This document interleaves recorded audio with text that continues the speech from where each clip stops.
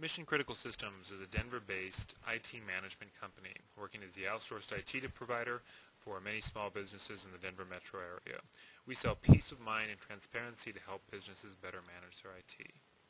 This recording will talk about cloud computing, which is one of the big trends in the IT industry these days, some of the pros and cons for small businesses, and what effect it could have on your business if you chose to adopt it. I'm Stephen Nichols, and I'll be presenting this webinar, and you can reach me at cloud@mcstech.net. Let's start first with what a traditional network looks like. You have computers on one hand, and you have a server on the other. So when a computer needs to communicate with a server, like with Microsoft Exchange, or with line of business applications, or things like that, it's going to have a direct connection. You probably see, of course, the Ethernet cable coming out of your computer and going into the wall. Well, that cable continues and goes through the wall over to the server in a closet somewhere and connects that way. Under cloud computing, though, it works a little differently. It's going to use something like a secure connection, like a VPN or an HTTPS connection with something with encryption to connect to a server that could be located in your city and in your state, or it could be located across the country somewhere else in what's called a data center. Data centers are places where they house thousands and thousands of servers and serve thousands and thousands of clients, and just do nothing but manage servers all day. So this makes sense for a few reasons. I'm going to give you an analogy here, starting off with a factory. Now in the beginning of the 20th century, there were factories all over the place, and each factory had its own generator. These generators were fed with coal or with gasoline or diesel or whatever it was, and produced electricity that ran the equipment, the manufactured equipment. So of course this worked well, but the problem was that each factory first had to buy a generator, a big capital expense before they were able to get started working on things. They also had to have resources, people, money dedicated to keeping those generators up and running, and that wasn't what they wanted to do. They wanted to focus on building funny-looking toasters or whatever else they built in the early 20th century. So utilities companies were born out of this.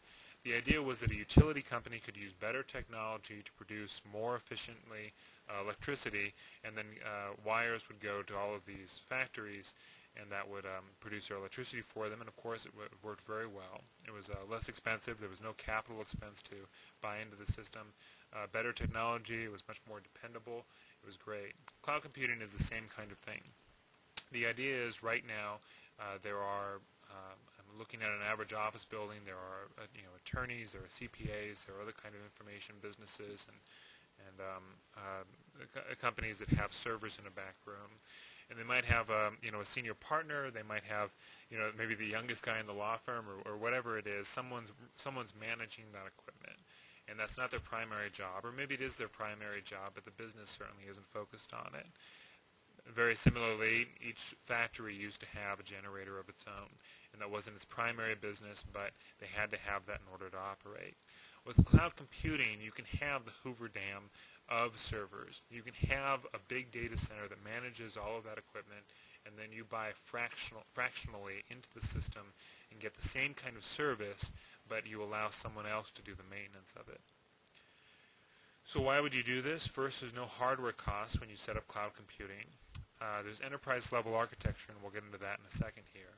Scalable and flexible, meaning that when you add more employees, you don't have to buy new equipment and new hardware. You can just ratchet up the expense and pay iteratively for each new employee that comes on. The 24/7 support, this comes with part of enterprise-level architecture. And then disaster recovery, too. Businesses, that go through fires or where the building burns down or something drastic like that happens, don't typically recover very, very quickly, or if at all. If you're using cloud computing, though, the data, the important software possibly, is all being managed off-site in a data center, and it's much safer there. It's probably being replicated and backed up in a way that's unaffordable for small businesses to do, and surviving a disaster is much easier. So we'll start with what it takes to have a server closet. First you have a server, then there's a closet. You also have backups, you have an uninterruptible power supply, you have air conditioning, you have licensing and software that runs it, Windows updates, service packs. things like that. And then also you have to have someone go out and manage the equipment and make sure the maintenance is done to it and make sure that it's behaving itself. So it's a lot of time, it's a lot of money dedicated to a server. So think to yourself how much time you spend doing that, or how many consulting hours you buy managing an on-premise Exchange or an on-premise small business server. Enterprise level architecture looks different. If you're a very large business, a publicly traded Fortune 500 or something like that, you're going to have a diesel generator backing up your data center. Having one of these for a small business would probably not make much sense. You have huge air conditioning units. You're going to have high-end backup systems, things like disk-to-disk and SAN and RAIDs and stuff like that. You're going to have multiple locations, so the data can actually be copied over from one location to another that's a couple of states away. You can have things like SANs, which are relatively expensive, 60,000 plus systems that are very useful and great technology, but are usually out of reach for most small businesses.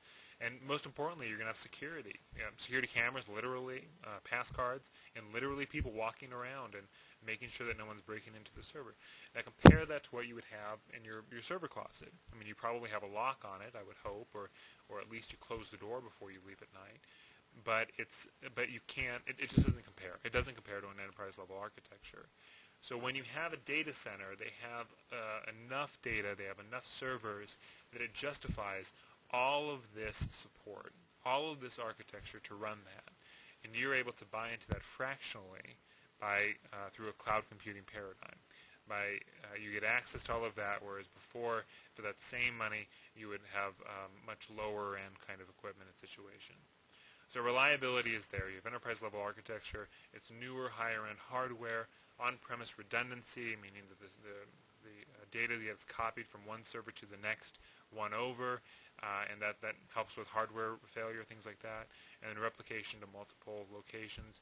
But on top of all of that, you're going to have a service-level agreement.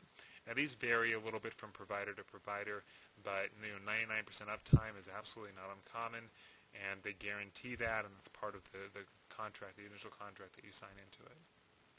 Now, I will say for total cost of ownership, we should address this. If you think of the blue line as being a software as a service or a cloud solution, probably the monthly expense is going to be more expensive than an on-premise solution. But there's no initial cost. There's very little initial cost, at least. So the two lines are going to converge eventually. And in this case, they converge about 60 months out. The question to ask is whether that convergence happens before or after the end of life of the equipment. Because at 60 months, you're going to have to replace the server anyway.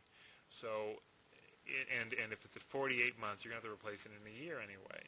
So if that convergence point happens anywhere near that end of life, then it probably makes more sense to do a software as a service or a cloud computing solution, because that way you avoid that additional capital expense down the road in 60 months, and also because it's more scalable and you have the enterprise architecture and all of those reasons for moving to a cloud solution.